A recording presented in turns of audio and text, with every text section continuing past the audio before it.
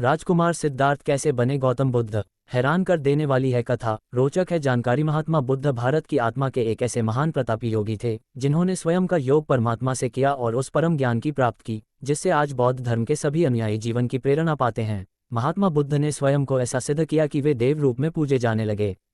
सत्य और अहिंसा की उनकी शिक्षा आज भी करोड़ों हृदय को प्रभावित करती है। क्या आप जानते हैं कि महात्मा बुद्ध जो भविष्य में चलकर एक परम सन्यासी बने, उनका जन्म एक अति संपन्न राज परिवार में हुआ था। आइए जानते हैं वो कथा जब राज परिवार में जन्मा एक राजकुमार रातों रात सब त्याग कर जीवन के सत्य की खोज में निकला और फिर कठिन तप के बाद जीवन का वह परम ज्ञान प्राप्त किया। राजा शुद्धोधन और माया देवी एक समय भारत में शाक्य वंश के एक परम प्रतापी राजा हुए जिनका नाम शुद्धोधन था। शुद्धोधन को पत्नी माया देवी से एक पुत्र की प्राप्ति हुई जिनका नाम सिद्धार्थ रखा गया। सिद्धार्थ के जन्म के समय राजा बहुत प्रसन्न थे। ज्योतिषी की भविष्यवाणी। भारतीय परंपरा के अनुसार राजा ने अपने नन्हे राजकुमार की कुंडली दिखाने के लिए राज्य के सर्वश्रेष्ठ ज्योतिषी को आमंत्रित किया। ज्योतिषी ने राजकुमार के जन्म समय के सभी ग्रह योग देखे और बोले, हे राजन, क्षमा करें पर आपका ये पुत्र प्रतापी तो होगा पर यह राजा नहीं बनेगा।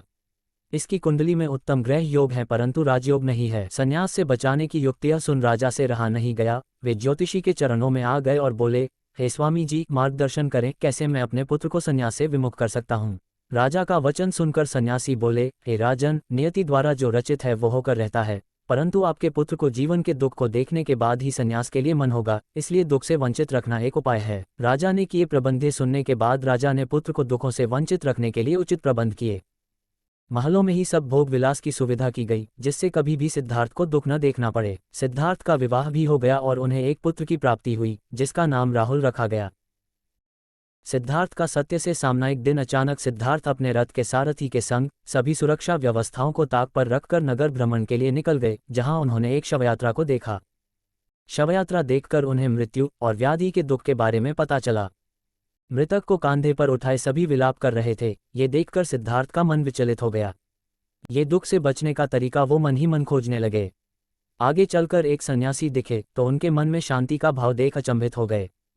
ये प्रथम बार था जब उनको दुख और दुख से मुक्ति दोनों एक साथ दिखे। गृहत्याग और ज्ञान प्राप्ति जीवन के सत्य की खोज की अग्नि सिद्धार्थ के मन में प्रज्वलित हो चुकी थी। उन्होंने अचानक एक रात अपनी पत्नी यशोधरा और पुत्र राहुल सहित सभी संबंधों का त्याग किया और संन्यास के लिए निकल गए। बाद में उन्हें बोधि वृक्ष के नीचे परम ज्ञान की प्राप्ति हुई और वे सिद्धार्थ से तथागत बुद्ध हो गए।